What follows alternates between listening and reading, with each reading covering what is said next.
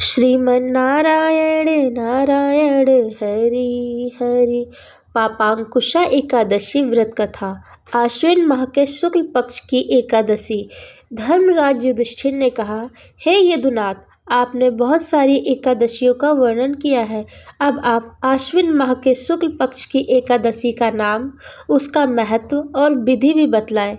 इस एकादशी उपवास को करने से कौन से फल मिलते हैं, यह सब कृपा पूर्वक कहिए। देवकीनंदन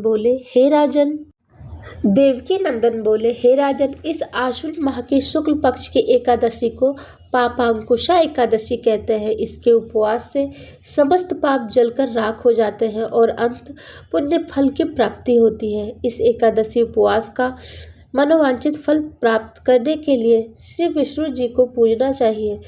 यह उपवास देवलोक प्राप्ति में सहायक होता है। जो फल एकादशी के कठिन उपवास से प्राप्त होता है, वह केवल क्षीर सागर में शेषनाग शैया पर विश्राम करते हुए विष्णु भगवान को मात्र नमन करने से ही मिल जाता है। इससे प्राणी को यम दुख भी नहीं मिलते।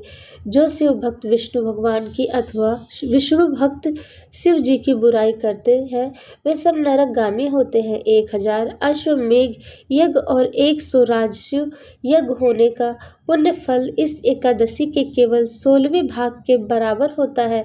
अर्थात समस्त विश्व में इस एकादशी उपवास के समान अन्य कोई और तप या उपवास नहीं है, तथा यह एक सर्वोत्तम पवित्र तिथि भी है। जो प्राणी एकादशी उपवास नहीं करते, वे सदैव दुख और पापों से घिरे रहते हैं। केवल इसी एकादशी का उपवास करने वाला यम दर्शन से मुक्त हो जाता है तथा यमलोक नहीं जाता।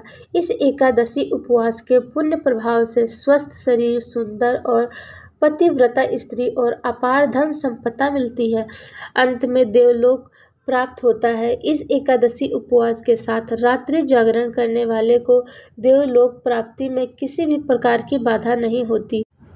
इस एकादशी के उपवासकर्ता के मातृ पक्ष और पितृ पक्ष के 10 पुरुष तथा स्त्री पक्ष के भी 10 पुरुष विष्णु रूप में तथा सुंदर वस्त्र भूषणों से सुसज्जित हो विष्णु धाम जाते हैं। आश्विन माह के शुक्ल पक्ष की पापांकुशा एकादशी का उपवास नियम व विधि अनुसार करने वाला अंत में हरिलोक प्राप्त करता है। एकादशी को जो मनुष्य ब्राह्मण को पृथ्वी, अन्न, जल, गौ, वस्त्र तथा छत्र दान में देते हैं, वे भी यमराज दर्शन से मुक्त हो जाते हैं। जो दरिद्र है अथवा असमर्थ है, उन्हें भी शक्ति के अनुसार कुछ दान कर पुण्य अवश्य प्राप्त करना चाहिए। जो लोग सरोवर, उपवन, धर्मशाला, प्याऊ, अन्न भंडार का निर्माण कराते हैं, वे भी यम दर्शन से मुक्त हो जाते हैं। ऐसे मनुष्य इस लोक में अनेक सुखों का उपभोग कर मरणोपरांत देवलोक जाते हैं। भगवान श्री कृष्ण बोले, हे नरेश, इन सब का सारांश यह है कि धर्मचारी व्यक्ति को अनेक सुख मिलते हैं और जो अधर्मचारी मनुष्य होते हैं, वे अनेक प्रकार के दुख को भोग कर मरणोपरांत कुयोनि में जाते हैं।